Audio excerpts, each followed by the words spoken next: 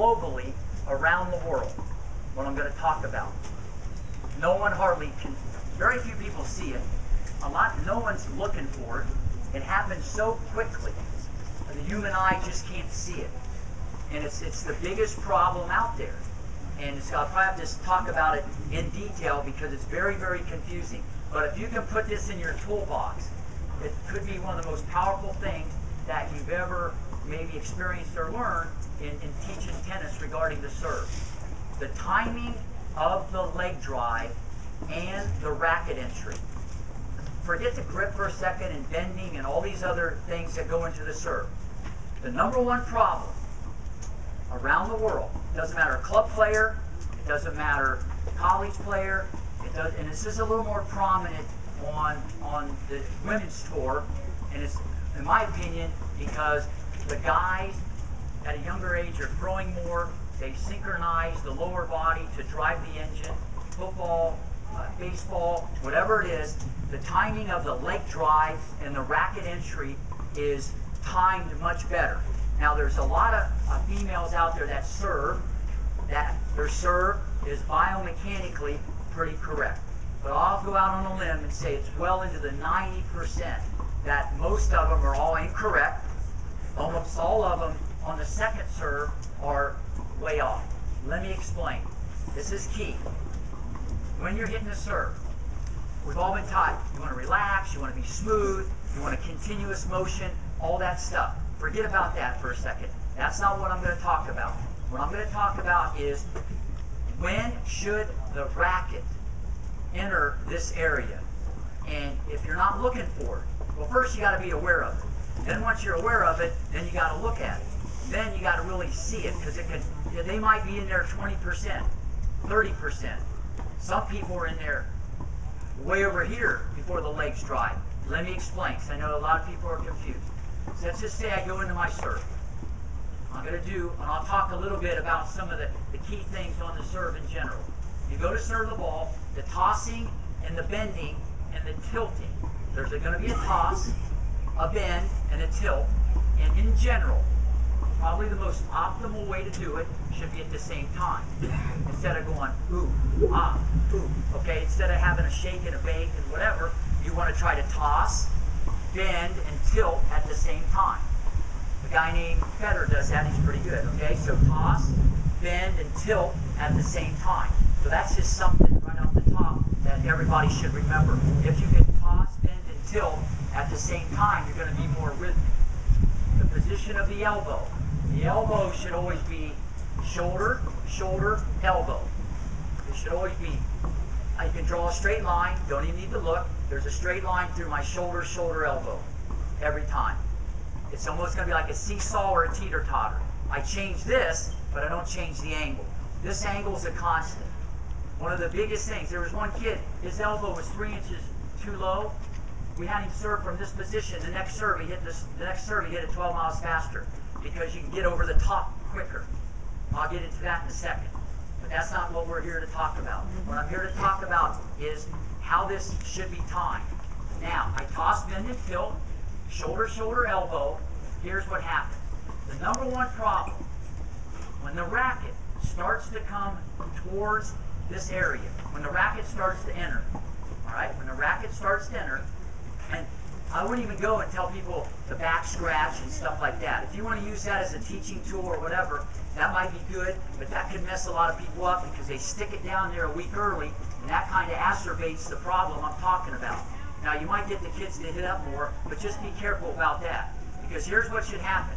The minute the racket starts to go, you're up in this position at 90 degrees. The minute the racket starts to come towards the ear, and that's the entry point, it's towards your ear.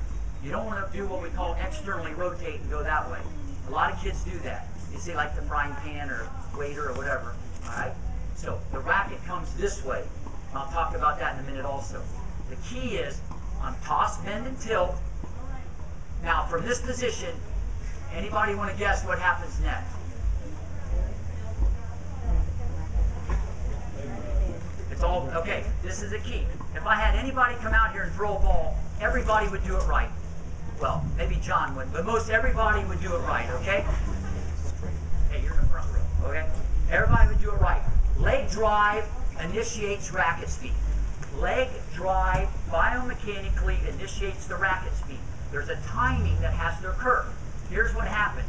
Unfortunately, you see it, people throw a football, a baseball, any type of throwing, it doesn't get that messed up. In tennis, unfortunately, you have a racket in your hand.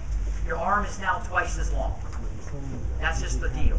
So, because you're taught to be smooth and you're taught to be relaxed, you go back, this gets in there 10, 20, 30, 40, 50. I mean, some people are here. It might be continuous. And then they start their leg drive. It's like me starting my leg drive when the racket's here. You start the leg drive, watch. See how this is dynamic. Look, this is dynamic, okay? That's dynamic.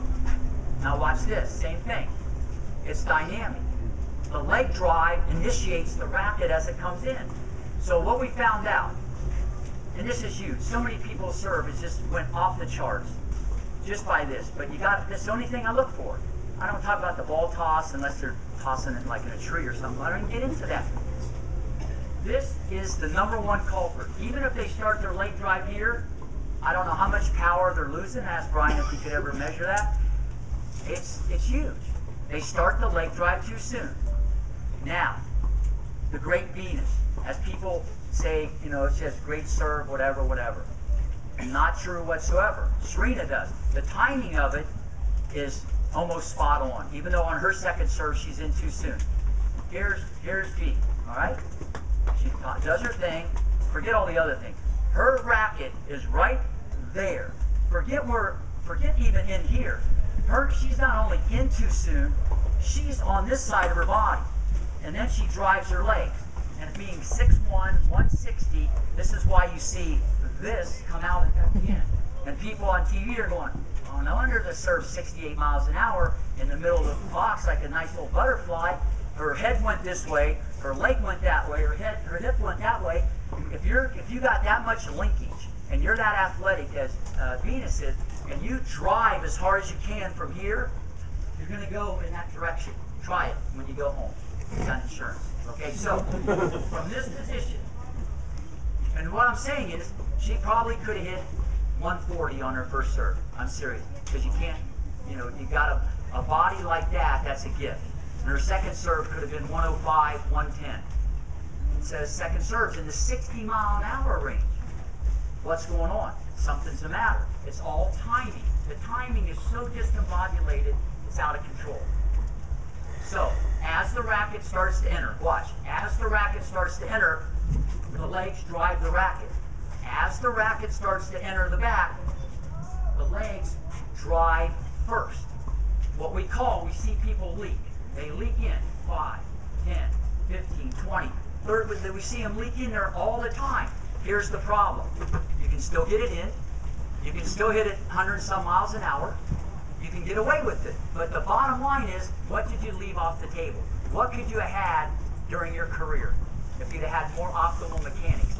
And this is a hard one to see because we're looking at someone and they're all smooth and relaxed. Perfect example. Tell me which one you think is a better serve. Player A, okay? Player B.